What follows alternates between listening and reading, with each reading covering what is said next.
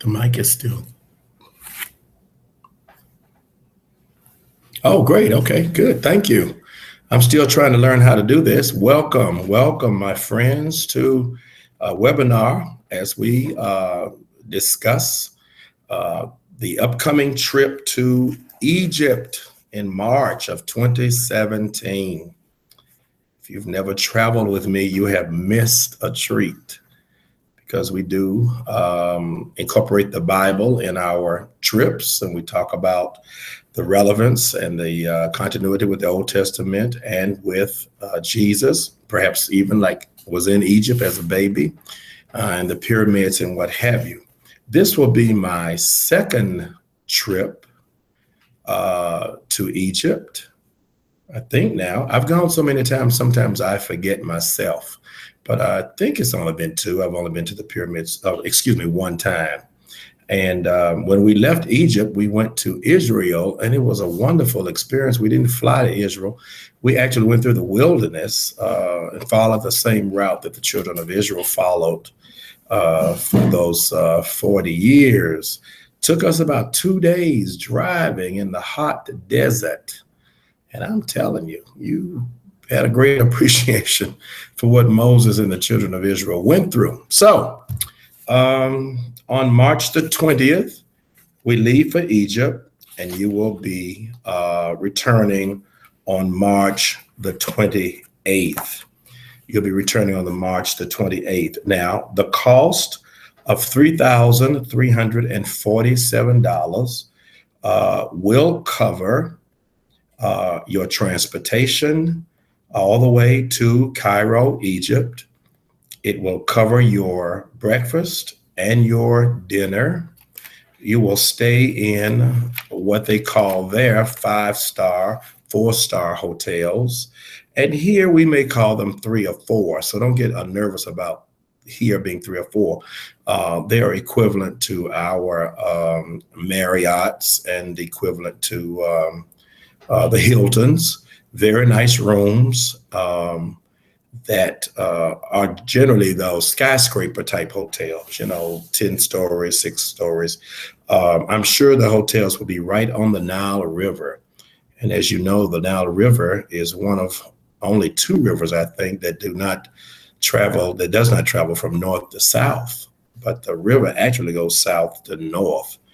And it's a marvelous spectacle to see. So it will take care of your breakfast and your dinner. And why not lunch? When we are out and about during the day on the tours, we're nowhere near the hotel. And of course, that is an opportunity for you to taste some of the native foods that are in Egypt. Wonderful, wonderful dishes that are here in the United States now at various places. And it will cost about $10 to $15 a day for your lunch. Now, if that's out of your budget, I will tell you that when you eat breakfast, pick up some items that you might make a sandwich, boiled egg, banana, and that could be your lunch too. We have done that as well for people who are really watching their budget. You will really need no money for entrance fees. All of that is taken care of in the cost of the trip. And also, the 3-night Nile River cruise. Oh my, I've never done that. I'm quite excited about that. Is covered in the cost, the admission. Imagine cruising on the Nile River and, of course, embarking each day to do tours and get back on the boat and ride and have dinner. And just so exciting. On the Nile cruise, we will go to the Temple of Kamambo, Temple of Orus. We will be going to Luxor. You've heard of that, the Western Bank, the Valleys of the Kings and Queens, the Temple of Hatshepsut, and of course, Luxor, the Eastern Bank. We would have gone to the Western Bank on that first day. When we arrive on day 1, March 20th, and we will fly probably out of JFK in New York or Newark, sometimes DC, and I've even traveled out of Detroit, Michigan. But your travel from Atlanta is taken care of.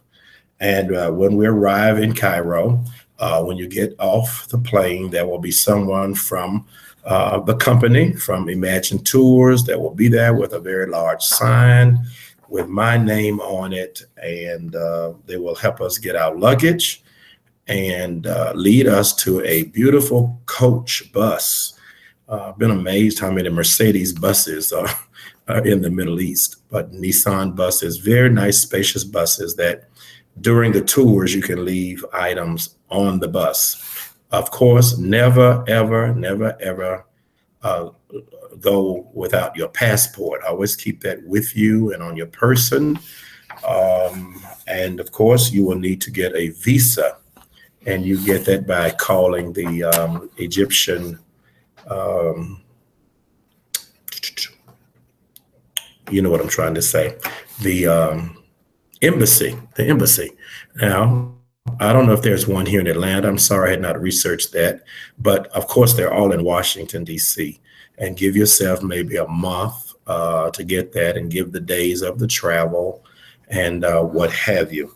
When we get to Egypt, we will go to Memphis. And also on that first day, we will go to the pyramids. Oh, and the Great Sphinx.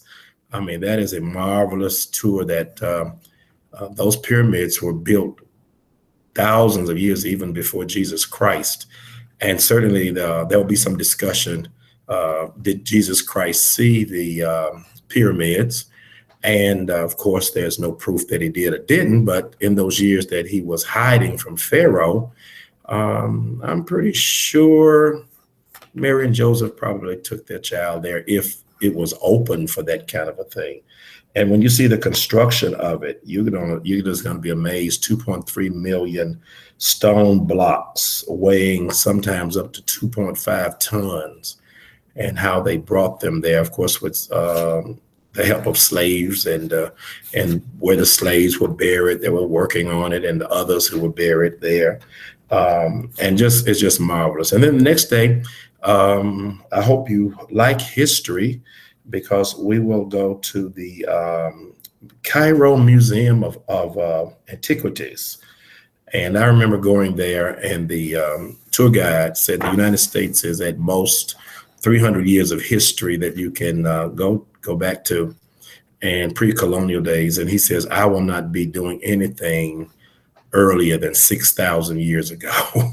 And so everything we saw was 6,000 years and older, to see the civilizations and the way people lived and the citadels. And I mean, it's just amazing. And of course, Egypt is in North Africa. So this is your first trip to Africa. You will feel a kindred. You'll feel very welcome, because the citizens are always happy to see us come. On the day 5, we will get on our plane and fly to Aswan as we begin our Nile cruise for the next 4 days. We have signed up already close to 21 people, and there are others that are expressing an interest. I hope there's one young lady on the line today that called, and I wrote down the wrong number. And then when I called the number that was corrected today, it still had a different voice. And I'm sorry, I forget her name, and I don't know if she's on. If she is, would she identify herself so I can give you information about the trip? Now, you can go on my website, Flippin, spelled FLIPPIN, legacy.com. And there you will see the Israel trip and the Egypt trip and the 2018 Greece trip. I'm thinking that perhaps next year I'll be winding down these trips and or turning them over to someone else. My daughter has expressed interest. My sons have gone with me 2 or 3 times, so it has not grabbed them to lead the tours. But certainly anyone who has gone with me, they come back with rave reviews, because not only do we try to take care of you on the bus and what have you, but the accommodations and make sure your rooms are nice. Let me go back to the rooms. Every room is double occupancy. That's the price that's listed, double occupancy. And as we get closer, if you are traveling alone, we will make every attempt to place you with someone. You know, we will ask your permission and tell you a little bit about them and have you all talk on the phone. And then if that's not the case, to get a private room, it does cost a little more, something like maybe $300-400 for the week. And so I'm hopeful that it pans out that you will be okay with a roommate. And it makes the trip a lot more interesting. When you go to the room, you're talking about what you've seen and you're comparing gifts that you've bought and jewelry that you have seen, and then sharing pictures. Really, all the travelers become good friends, and we have to. We are in another place, and so we have to depend upon each other. Sometimes we have to depend on each other because the luggage did not get there, and sometimes the people have to share some items or medicines and what have you. Please read the brochure very carefully. Keep your medicines with you. Don't put them in the suitcase that is going under the belly of the plane. Keep your medicines, keep your passport with you. Some may travel with a CPAP machine. You may take that, but I advise that you keep it with you. Please go to Walmart, one of those stores, and ask them for an international converter, particularly, and most of them have all the countries in the pack now, but make sure you get one that is compatible to Egypt. And I think it would be the same one that's Israel and the Middle East. And in your brochure, it talks about the voltage. I have forgotten, I think it's 220 voltage. You can charge your phones in the room. You can charge your cameras and do all those things there. We advise that you get insurance in the event you have to cancel your trip so that you will get a refund. Look into checking if your insurance will cover anything that would happen to you while you are in Egypt. You could get an allergy, a cold. We're not looking for anything horrible, but accidents do happen. And want to make sure that your insurance covers anything that might happen while you're there. I've gone on 14 trips to Israel, and only one time I've had something that required some hospitalization. A young lady left with an earache, and it got worse, of course, in the flight. And when she got there, we did have to take her to the emergency room to get some medicine. She tried to get it over the counter. The Middle East is not in the boondocks in the sense that, particularly in the city areas, they have almost the same restaurants in a sense. They have McDonald's. Doesn't taste like our McDonald's. One preacher was just so upset about not having any chicken that we found a Kentucky Fried Chicken, and it didn't taste the same to me. But know that in Egypt, they are Muslims and they do not eat pork. So you don't go there looking for pork chop or even bacon. In the mornings, you do have a very hearty breakfast, however. They major on fruits.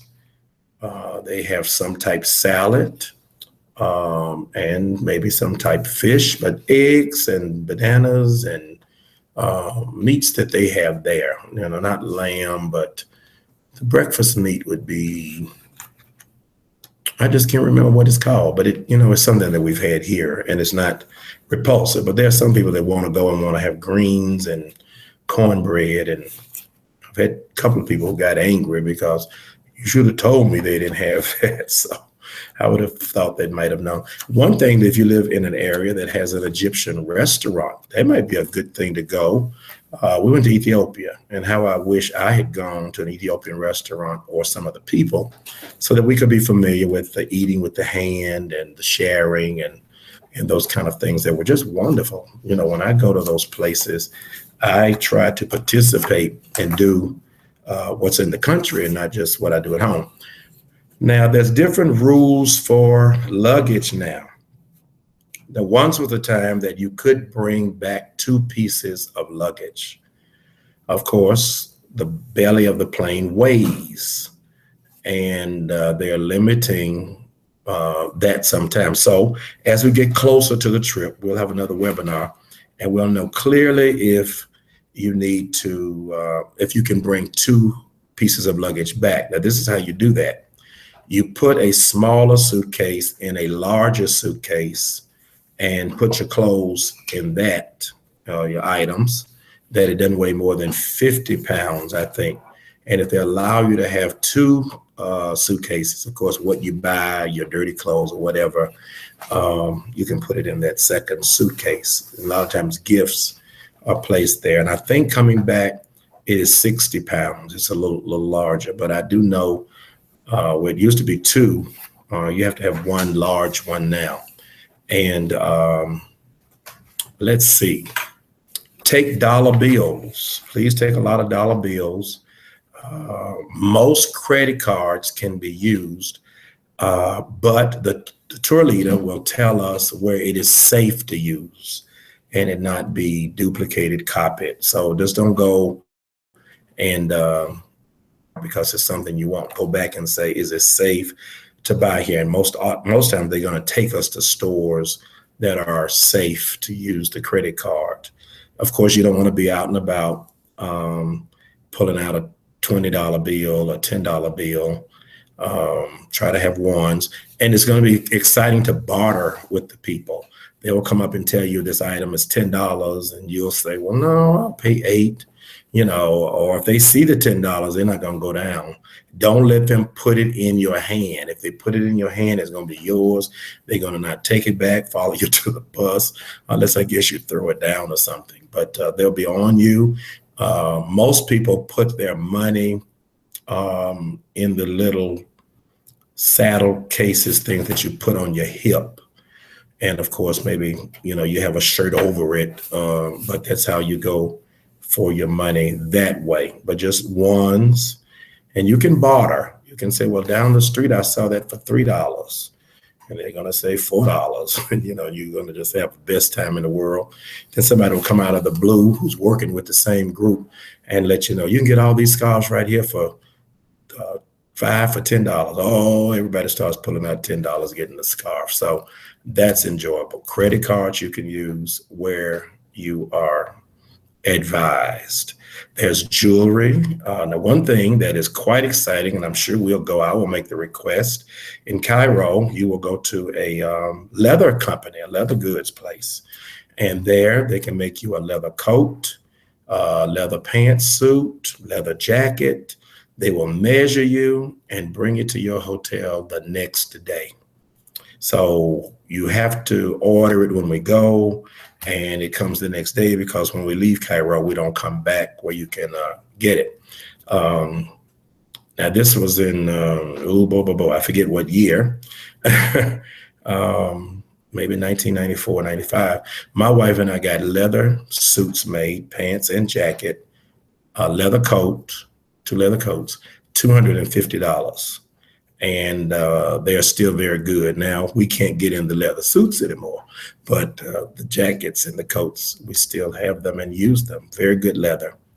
Of course, at the pyramid, I don't know if I told you, we'll ride camels to the pyramids and get pictures taken.